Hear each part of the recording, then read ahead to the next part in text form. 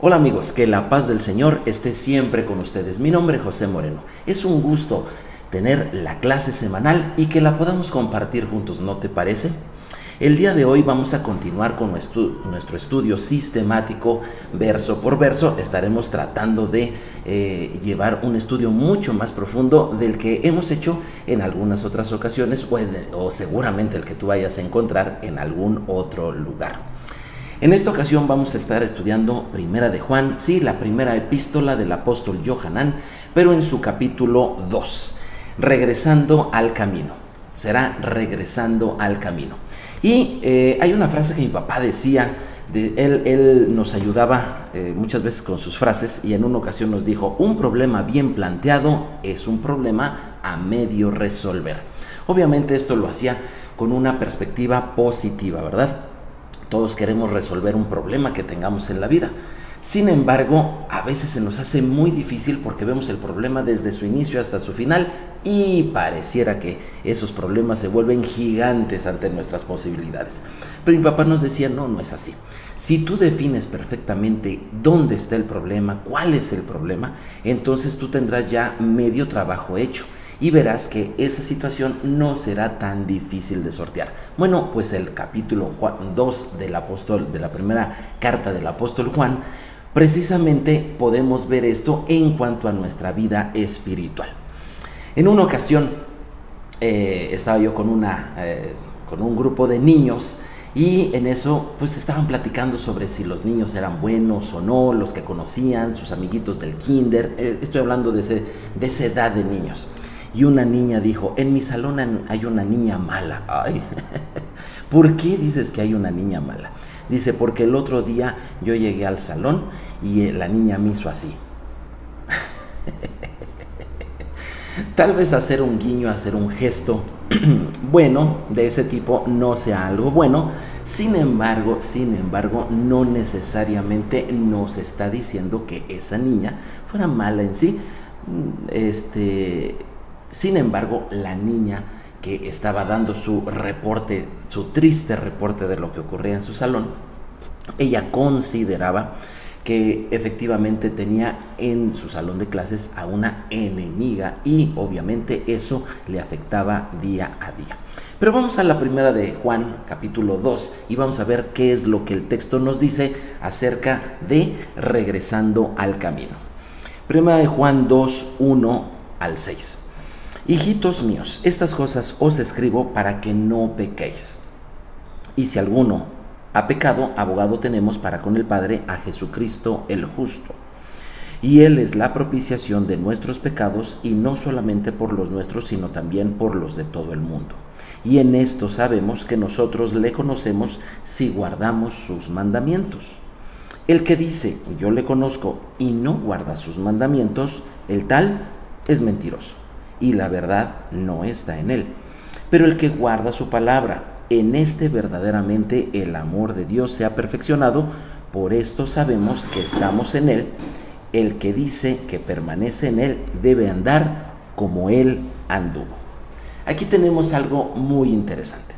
En primer lugar, me llama la atención cómo el apóstol Juan nos habla a todos, ¿verdad?, desde su punto de vista muy paternal, diciéndonos hijitos. Y el propósito de su carta es precisamente que no pequemos. Y aquí empieza el problema. ¿Qué es pecar? Cuando tú vas al diccionario, la palabra pecar lo encuentras así, un diccionario cualquiera, un diccionario común.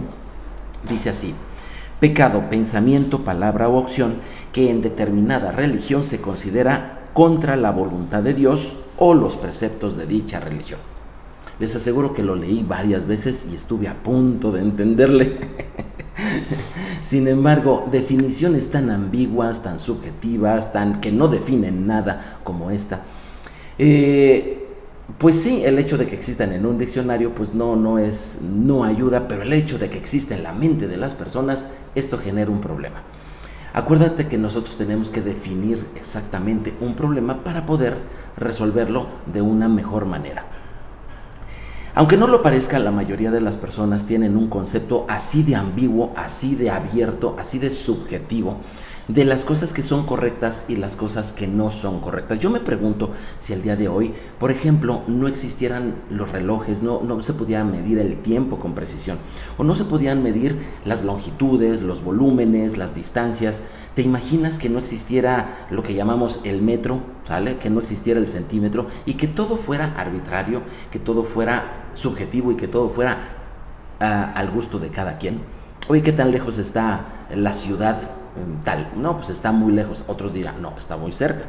Pero si nosotros lo medimos verdaderamente en kilómetros, sabremos si está o no, ya será de cada quien, pero la distancia será clara y precisa. ¿Cuál es la distancia de un punto a otro? Bueno, pues el apóstol Juan nos dice exactamente, quita las ambigüedades y nos dice aquí en 1 de Juan, capítulo 3, versículo 4, ¿qué es el pecado?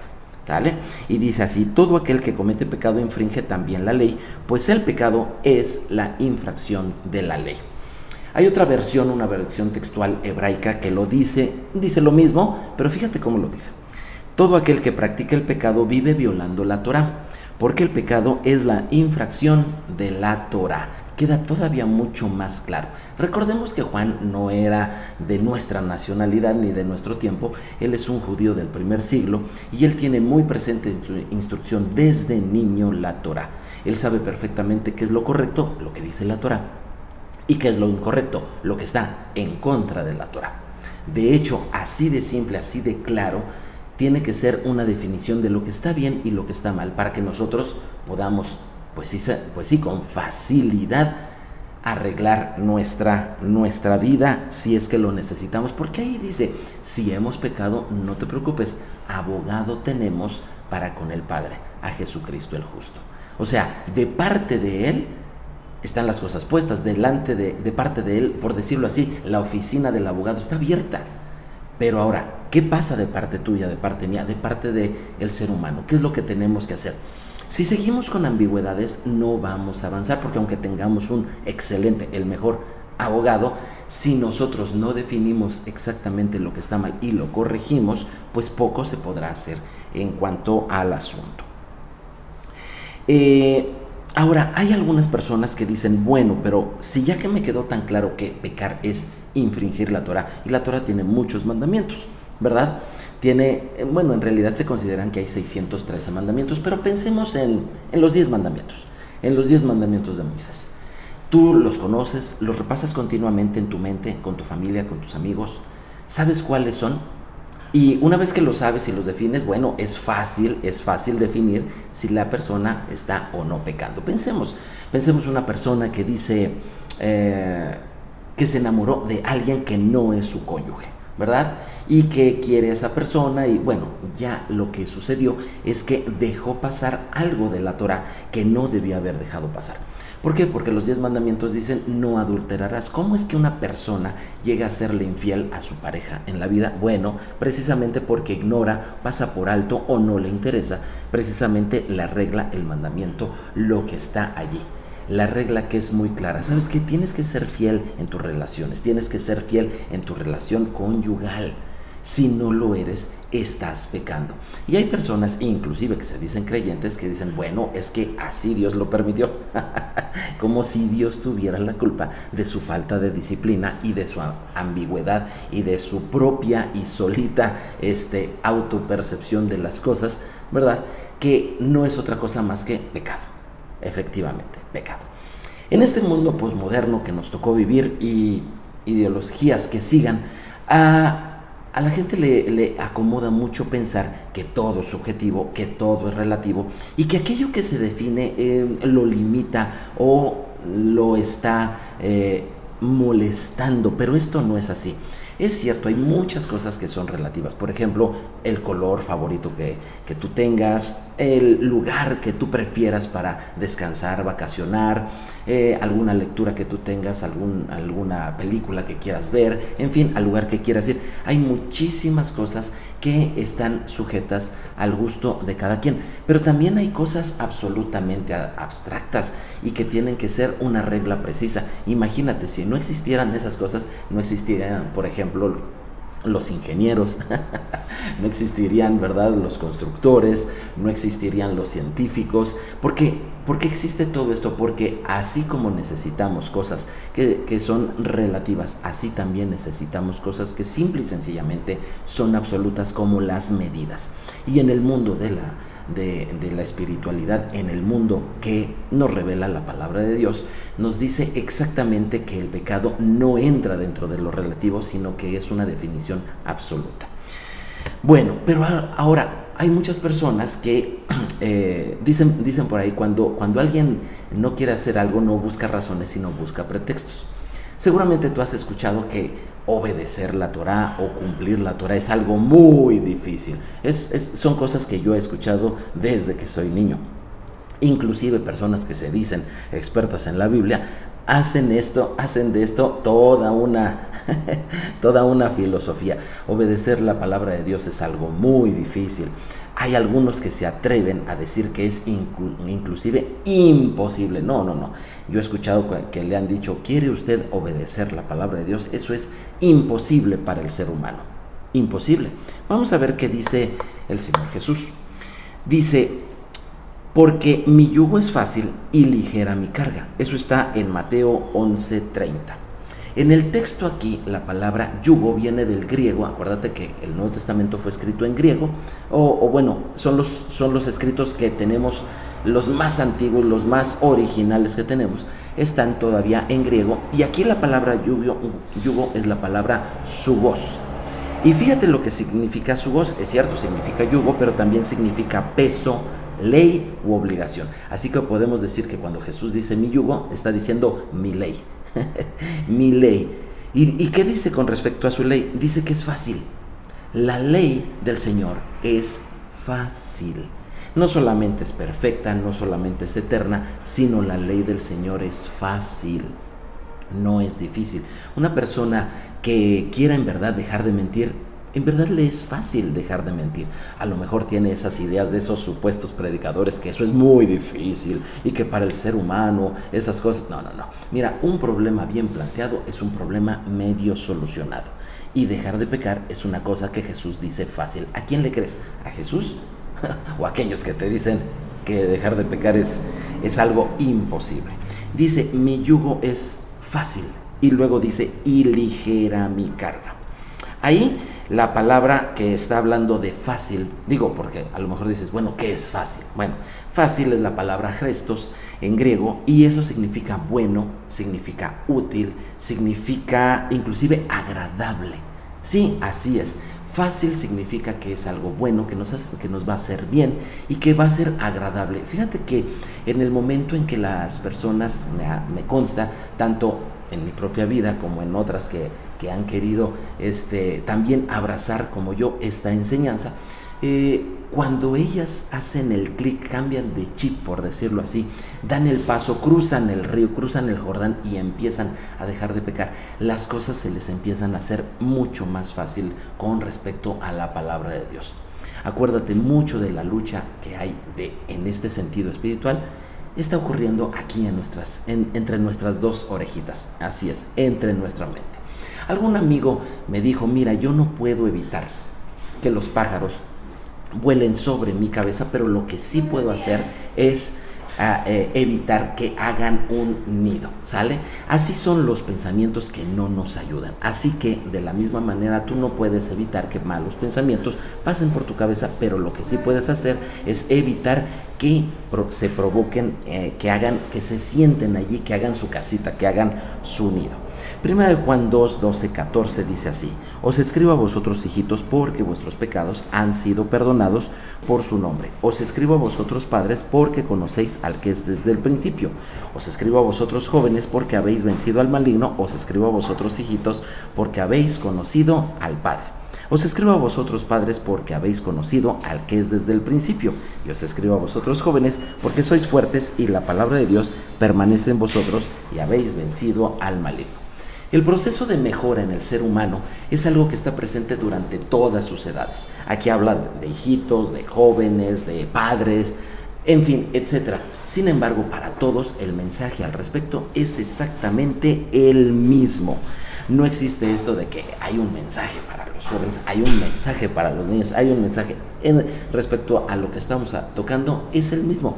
Tú permaneces en la palabra del Señor y no importa la edad que tengas, eso te hará crecer.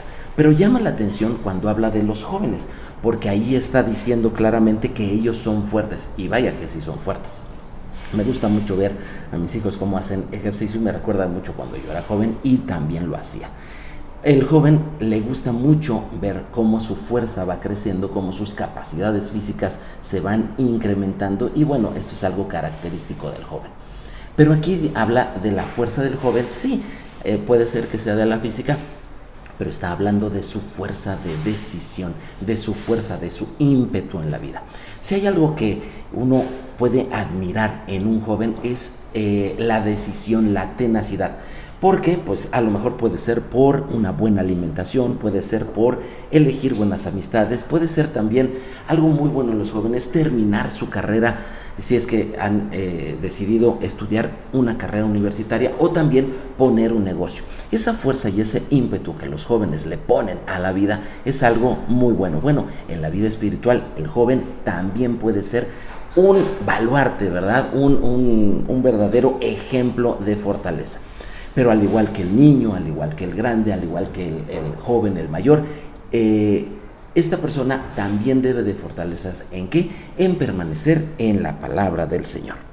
Dice aquí 1 de Juan 2, 15 al 17. No améis al mundo ni las cosas que están en el mundo. Si alguno ama al mundo, el amor del Padre no está en él.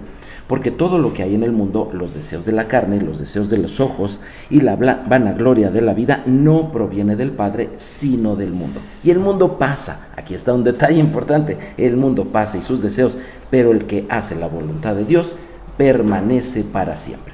Y aquí nos habla el apóstol de dos aspectos importantes que nosotros tenemos que tener en cuenta. Uno dice el deseo y el otro es la vanagloria.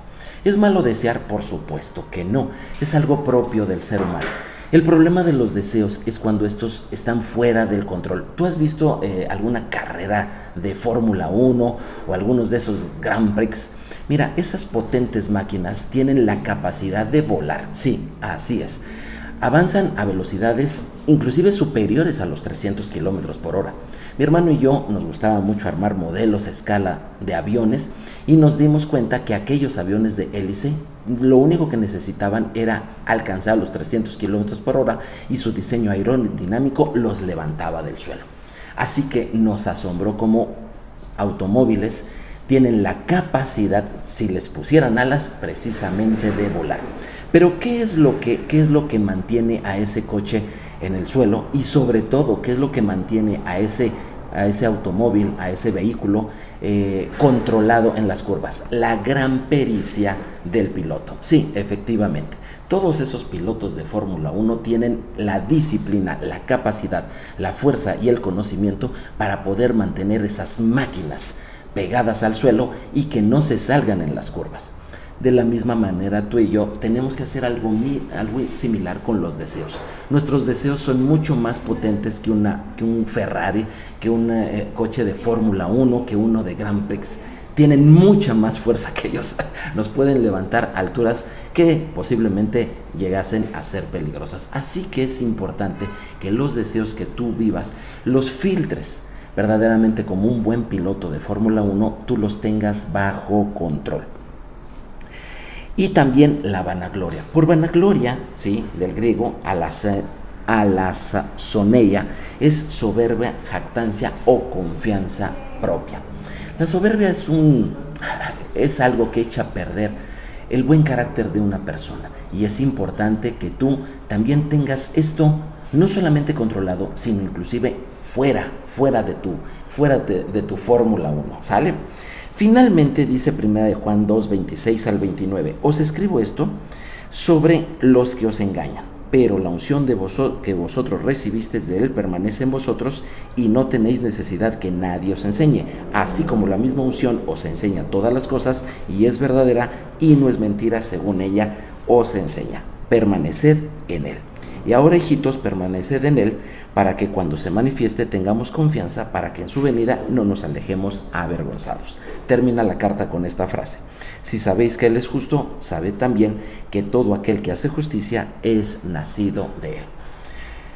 Los problemas que podamos tener en la vida en cuanto a nuestro nivel de vida espiritual no dependen tanto de nuestro entorno, sino de nosotros mismos. Y aquí hace referencia a la unción. Algunos piensan que esto es algún poder así místico y sobrenatural, pero no. La unción no es otra cosa sino la disciplina de mantenerse sometido a una regla. ¿Cuál? La de la palabra del Señor. Si este estudio te ayuda y puedes compartirlo con otro, te invito a que lo hagas, que te suscribas y que le des clic a la campanita. Nos vemos en la siguiente y ten preparado 1 de Juan capítulo 3. Que el Señor te bendiga. Shalom. Shalom.